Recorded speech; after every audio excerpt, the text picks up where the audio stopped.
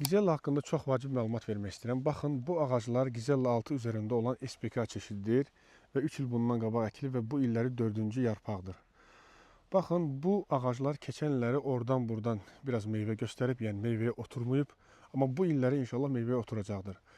Yəni burada nəyi qeyd etmək istəyirəm? Adətən biz səhv olaraq, yəni növbəti ildə Gizella əkiləndən sonra növbəti ildə biz meyvə gözləyirik. Əslində buna çalışmağımız doğru deyil.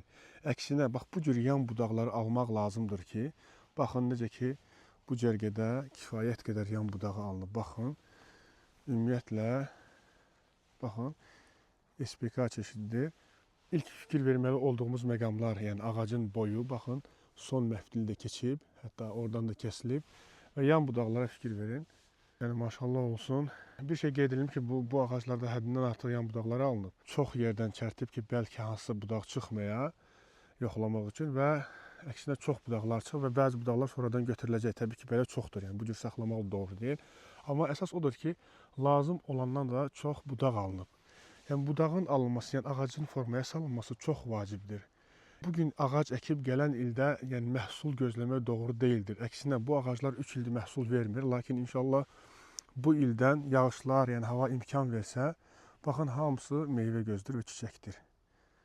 Yəni bir sıxıntısı olmasa, tozlanma, mayalanma yaxşı getsə, baxın hamısı yan budaqlar, hamısı artıq meyvəyə oturub. Və bu cür formaya düşəndən sonra ağacda da, yəni ağac başına düşən məhsulun miqdarı da çox olacaq və hektarı da biz tonajı normal şəkildə götürə biləcəyik. Lakin bəzi insanlar elə düşünür ki, yəni Gizella əkdimsə gələn il mütləq meyvə gözü qoymalıdır. Yəni hətta şəkil çəkib atırlar ki, mən keçən il əkdiyim Gizellada artıq meyvə gözləri var. Bütün gövdə boyu hamısı meyvə gözləyir və yan budaq yoxdur və buna sevinir. Yəni bu sevindirici hal deyil, əksinə bu pis bir haldır. Yəni gövdədə meyvə gözü var, amma yan budaq yoxdur. Demək ki, ağac zəifləyib, normal şəkildə qidalanma çatmayıb. Özdə Gizellada qidalanmaya çox həssasdır. Yəni normal şəkildə qidalanma çatmasa, qulluq olunmasa, artıq ağac zəifləyib dərhal meyvə gözünə çevrilir. Əksinə, güclü qulluq olunsa, meyvə gözünün əvəzinə budaq verəcəkdir və çərtmə işləri də aparılıb daha çox budaq ala bilərsiniz. Ondan sonra həmin budaqlarda meyvə gözü alıb daha çox məhsul götürmək olar. Yəni daha çox deyəndə yəni normal bu cür olmalıdır.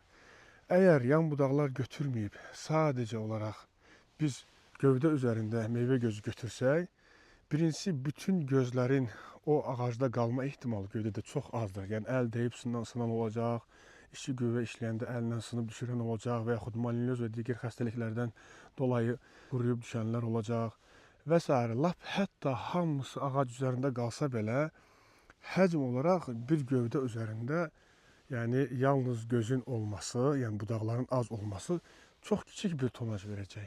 Yəni ona görə əsas qeyd etmək istədiyim məqam odur ki, ən birinci ilk illərdə biz meyvə dalınca qaçmalı deyilik, normal şəkildə qulluq olunmalıdır, yan budaqlar alınmalıdır. Ondan sonra isə bax bu cür meyvə gözlərini alıb məhsuldarlığı artıra bilərik.